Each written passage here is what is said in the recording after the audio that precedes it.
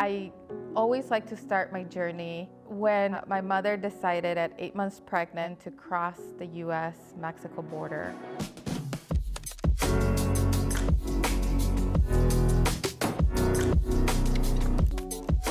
Mi nombre es Gabriela, and I am the tenacious bee.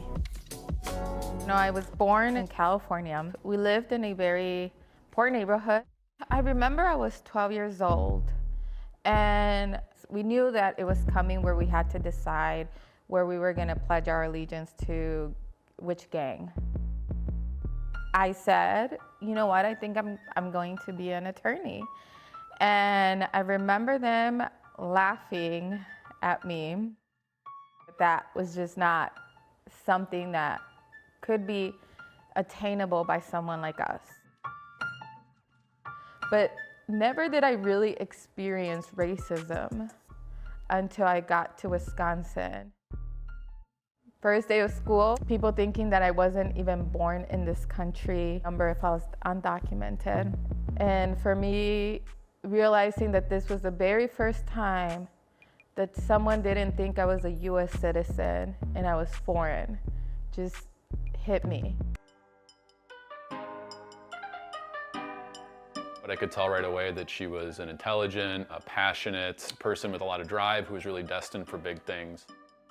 Immigration law, I did not want to do. It hit so close to home. It was something that was my reality day in, day out.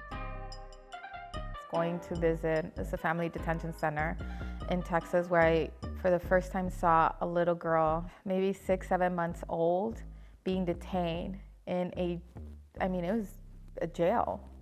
And it just hit me there that I really needed to advocate for immigration rights. When I started my own practice and was thinking about kind of a way to grow, she was the first person on my list. There's many other dimensions to the journey that she's been on that are simply beyond the understanding or beyond the lived experience of many of the other people, even in our profession. So she's really a trailblazer. I represent individuals to help get them status or protect them from the government trying to remove them because of their undocumented status.